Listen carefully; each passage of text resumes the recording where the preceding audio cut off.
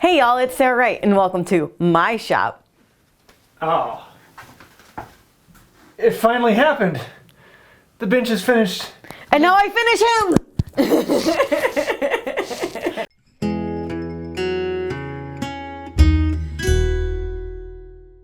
Yes, folks. The final episode of Sarah's bench. This is going to be a lot of fun. We need to actually connect the top down to the legs, and we're going to do that with a series of dowels. So first thing we have to do is cut all the dowels to length, something around 2.5 inch, nothing specific. And then we're going to chamfer one end because we want the pointy end going up into the bench to be pointy so it can actually slide in a little bit easier than making it straight.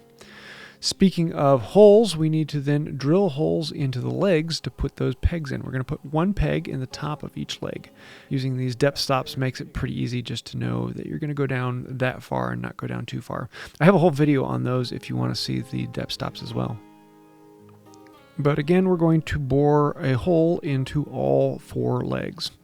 Then apply some glue and pound them in. We want them to be the straight edge in so that the rounded edge is up. That way it rounds into the top of the bench, makes it a little easier to set. A little bit of glue in this. We really don't need a whole lot because gravity is really going to hold these in place. But in the case, the more the merrier. And one of the fun things with the oak is you can actually see when you pound it down in there hard enough, the glue bubbles out through the pores and actually comes up through the top of the peg. Lets you know you've got a good seal down in the bottom. Again, not really necessary, just a lot of fun. So take your aggression out and hit those pegs. Now we're going to put the top exactly where we want it and mark where those pegs intersect with the top. And just bring a pin in and mark all the way around the dowel so that you can see that circle on it. The more accurate you make this, the better it's going to fit. But they don't have to be exactly accurate because the legs have a little bit of flexibility in them. Then we're going to flip it over, put the depth stop on there, and drill another hole. Again, we don't want to bore all the way through the top. We just want to go in as far as the tallest peg is sitting up. So yeah, if you want to hear some of the jokes, I'm putting a lot of those on the other channel. But yeah, the two of us have fun going back and forth. Oh, this is boring. So let's skip the boring part and start putting it into place. And so with all those holes in there, you can set it on top and the bench is basically done. It's a functional bench. But we need to do a lot more of the little details and things to actually make it finished. So we're going to break it all apart and then address all of these. All of the through tenons, you can either cut them flush or you can chamfer the edges. I like the look of the chamfered edge, and we were going back and forth. Originally, Sarah wanted to cut them flushed, and I decided I wanted them chamfered, and so I showed her chamfered, and she said, yeah, chamfered looks better, because we all know that I win all of the arguments in this family. Here's another argument. Should we use block plane or should we use chisel? And learning to use the chisel bevel down is a lot of fun if you like my type of fun, but it is a very quick and easy method of chamfering the corners on anything that sticks up. Is a bevel down cut on there, and you can run all the way around it and chamfer the edges, and it goes pretty quickly. Just make sure you don't accidentally sit on the bench that isn't quite stable and everything goes topsy-turvy. If you don't want to know what I mean, yeah, it's coming up here. Once all of the through tenons have been chamfered, we have a bunch of the drawbore pegs sticking out, and so we decided to actually cut those flush rather than chamfering them. I do have other videos showing chamfering them as well, but cutting them flush is pretty quick and easy. And so we use the flush cut saw to clean them up. The ends of the tenons still had some of the saw marks, so we cleaned those up as well. And oh my, don't sit on the bench when you're chiseling. You never know what you're going to run into. Oops. Yeah, so here I was showing Sarah the difference between bevel up and bevel down. You can use bevel up for some things, but a lot of it you're reaching in too far and the bevel up just doesn't work. So it's good to learn to be able to do it bevel down. It gives you far more flexibility. If you can do it bevel down, you can do it anywhere. And yeah, don't bend the flush cut saw. Oops. So next thing we're going to do is start doing all of the chamfering. Yeah, I have a couple flush cut saws because they tend to get bent up. So we're going to chamfer and break all of the corners. On the main legs, we're actually going to put a fairly heavy chamfer on there because you're going to be bumping the legs all the time. There's no reason to keep them nice and sharp. You want to soften them up a little bit so when you bump into them, it's no big deal. So you can use a block plane to run along all of those. And then for the main faces, any of those dowels we cut off flush cut, we're going to come in with the plane and smooth off the faces. You want to start with the plane and just focus on the spots where the dowels are at.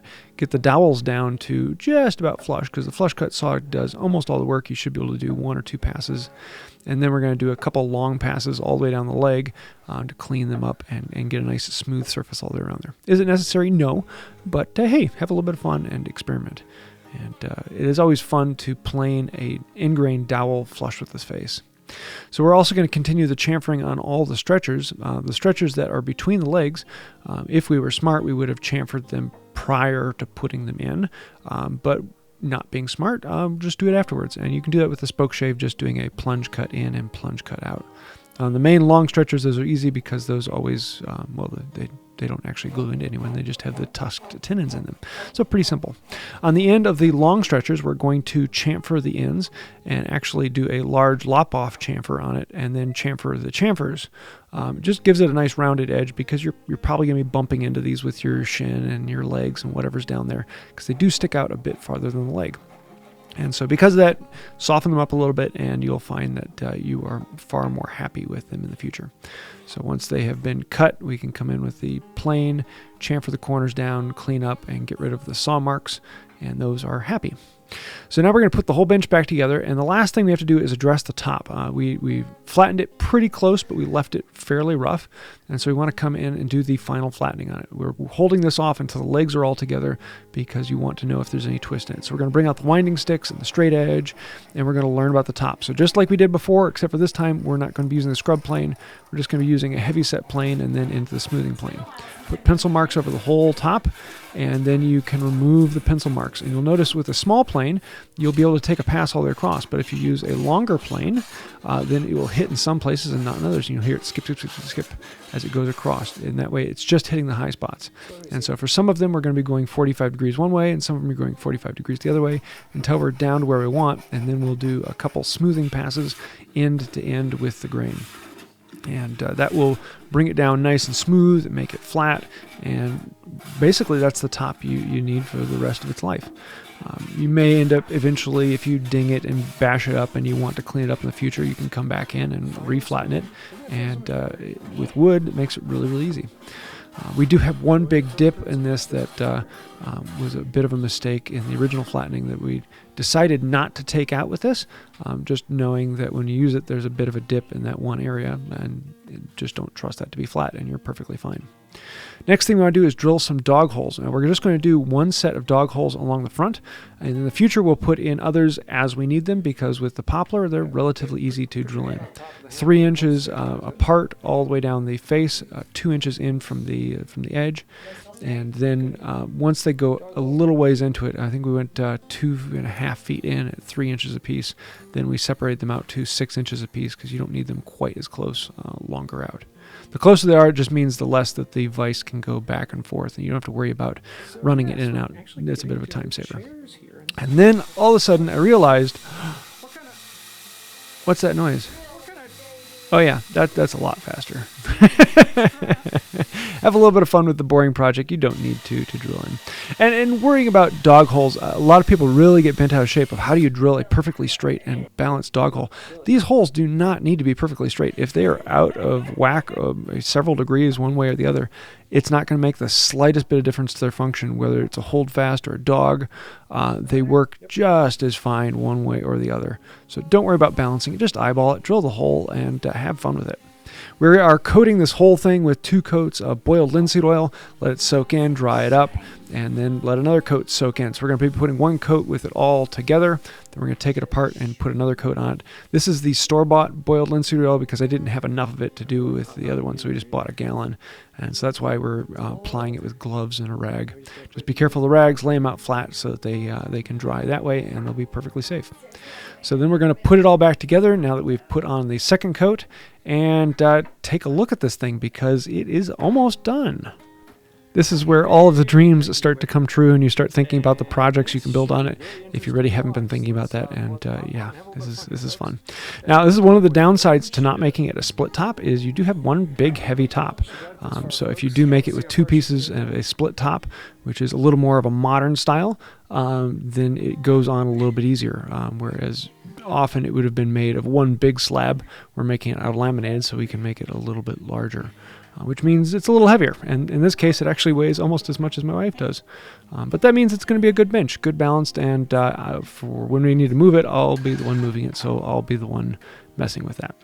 So you can get this on there, lock it into those holes. And just like that, you've got a bench that you can now travel with and take anywhere. Just make sure you don't drop it on your finger. Ouch, that's gotta hurt. And we are really, really, really happy. Or at least I thought we were until this happened.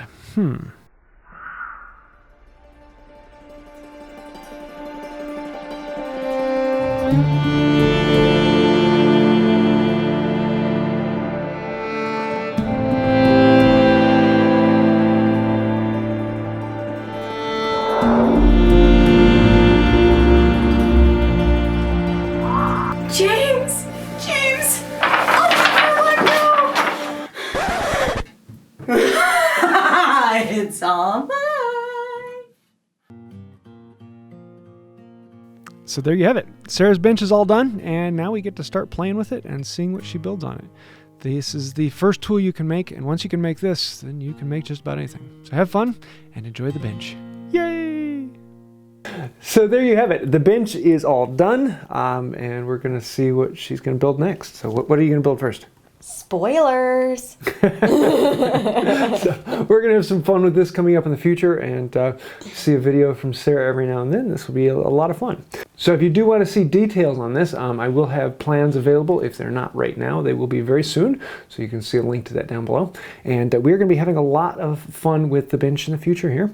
There will be one more video coming out in the future where we'll be doing a compilation, the whole thing all in one build. But for right now, you can go back and watch the full series. There's a link to that down below.